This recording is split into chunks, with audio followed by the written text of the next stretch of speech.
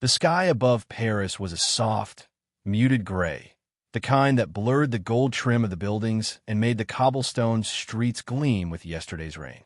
But to Clara, every building, every carved archway, every towering boutique window still shimmered with an unreachable dream.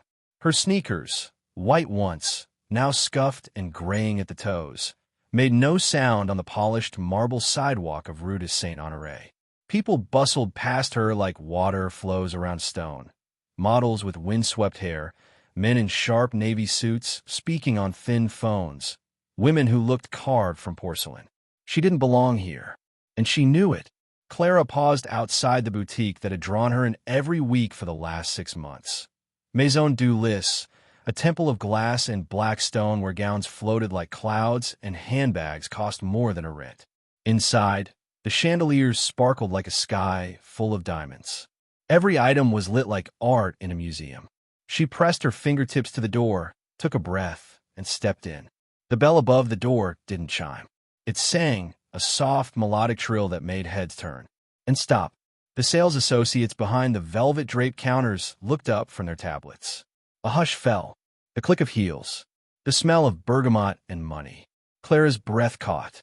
Her coat was worn, too thin for the season, and her fingers trembled as she tucked loose strands of hair behind her ears. A ladder ran down the side of her leggings, and her thrifted shoulder bag sagged awkwardly on her hip. She didn't notice the woman in red heels smirk, or the 2 young clerks whispering behind cupped hands. But she felt it, like needles in the air, like static brushing her skin. A woman with sharp eyeliner and even sharper cheekbones approached. Her name tag read Camille. "Can I help you?" she asked, her smile not quite reaching her eyes. "I'd like to try something on," Clara murmured, her voice barely above a whisper. "Of course," Camille replied sweetly, then looked her up and down. "For someone else?" Clara flushed. "No, for me." There was a beat of silence, then laughter, stifled then not. Behind the counter, a second clerk elbowed the other, muttering something about charity cases.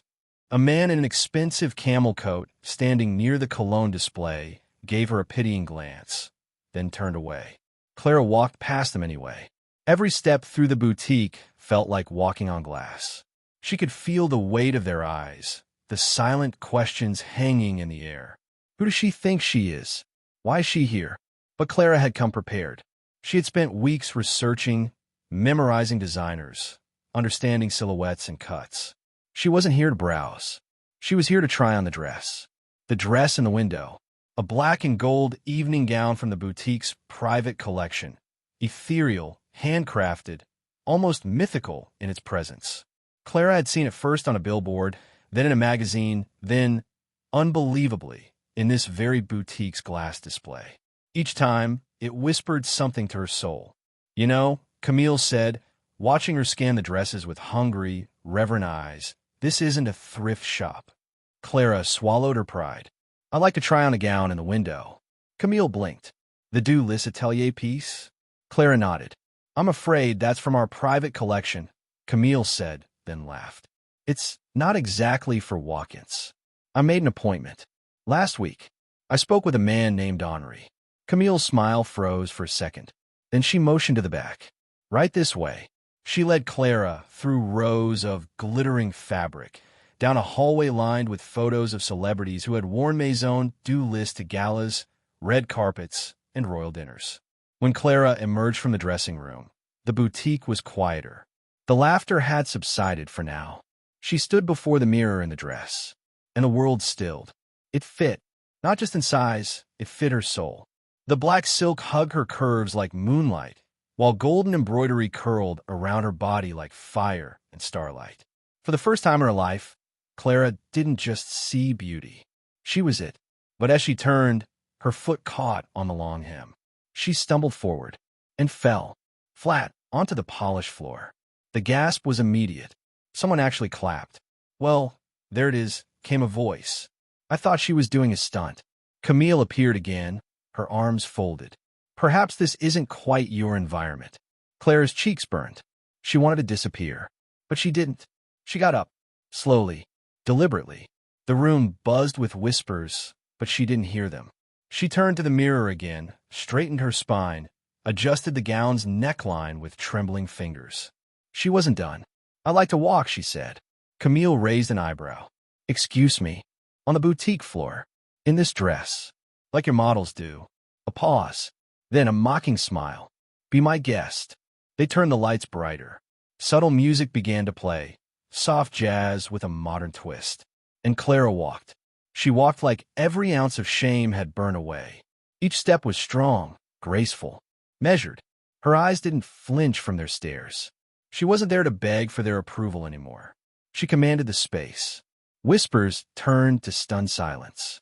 Her walk was untrained, raw, but mesmerizing.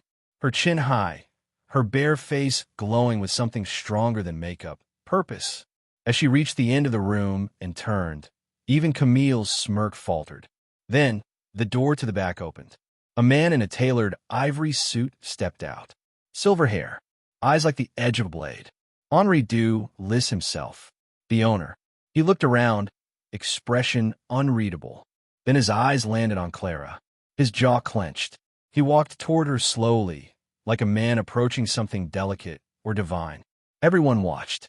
The tension in the room thickened like a hell breath. And then, he hugged her. Right there, in front of everyone. A warm, fierce, proud embrace. Clara blinked, her heart pounding. "You wore it exactly as my wife once did," Henri said quietly, voice hoarse. "Not with style, with soul." The room exploded in murmurs. "She was your wife?" Henri nodded, glancing at the dress. "She passed 3 years ago. No one has worn it since. Until today. Until you." Camille paled. Clara looked like she might cry. But she didn't. She stood tall. "You understood the dress," Henri whispered. "You didn't just wear it. You honored it." He turned to the stunned room. "This woman will be the face of our next campaign," he said. Gasps. Phone snapped up. Photos began to click. But Camille stammered. She's perfect," Henri said firmly. "Exactly what this house has forgotten." By now, the boutique staff stood frozen. The same people who had laughed now clapped, slowly at first, then louder, rising into a standing ovation. Even a man in the camel coat put his phone away and nodded. Clara didn't know whether to laugh or cry. Instead, she closed her eyes and exhaled. For the first time in her life, she was seen. Not as a poor girl in second-hand shoes. Not as a joke, but as something rare, something radiant, something real.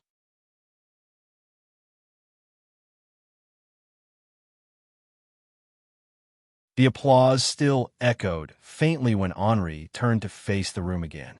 His eyes, weathered by years in the world of fashion and fame, held a glint of something rare, something real. Admiration, not the kind reserved for polished models or millionaire heiresses, but the kind you give to someone who walks through fire and doesn't let the smoke touch their soul. She walked in here with scraped shoes and no perfume. Henri said softly, his voice cutting through the silence. No entourage, no name stitched to a label, no walls built up to impress. His gaze swept the boutique. She is exactly what this house forgot to celebrate. The boutique was frozen. Every associate, every customer, every perfectly dressed mannequin seemed to hold its breath. Her simplicity, he continued, his voice thick with emotion, isn't a flaw. It's the greatest form of elegance. Because it is honest. Clara's hands trembled. She looked down, tears brimming but refusing to fall. Henri stepped closer, and then, gently, he reached out. Clara felt his hand slip into hers. Warm, steady, without hesitation, and he held it like she was royalty. "I built this house with my wife," Henri said, eyes distant now, as if reaching across years. She, too, was laughed at once, mocked for coming from nothing. But she had the kind of soul you couldn't design. He turned to Clara. "And so do you." Then, without asking, without permission, he raised their joined hands and placed it softly over his heart. The boutique remained silent, reverent. Henri looked over the room once more, then offered Clara a small, solemn smile. "Walk with me," he said. And just like that, the crowd parted. No longer with scorn, but with awe. Whispers turned to silence. Judgments turned to reverence. Henri didn't rush. He walked slowly, proudly, still holding her hand, the way a king might walk beside a queen. Down the aisle of the boutique, past the stunned faces, past Camille, whose lips trembled and eyes shimmered in disbelief. Clara didn't need to speak. Her walk said everything. Her heart was pounding like a drum, but her steps were sure, her back straight, her breath deep and calm. She didn't float like the models on magazine covers. She walked like a woman who had earned every step. As they reached the entrance, Henri paused. The boutique doors swung open, casting golden light onto the street outside. Tourists and pedestrians turned to look. Paparazzi had already gathered, snapping photos, unsure of who she was, only that she was someone. Henri gently squeezed her hand. "You reminded me," he whispered, "why I ever started this." Then he turned to the photographers and raised her hand like a victor. Flashes burst in every direction. Gasps. Cheers from outside. And then, as if on cue, the entire boutique behind them broke into thunderous applause. Not slow, not hesitant, roaring, as though something holy had just occurred. And maybe it had, because a simple woman, in scraped shoes and a borrowed dream, had walked into a palace built on image, and walked out holding the heart of its king.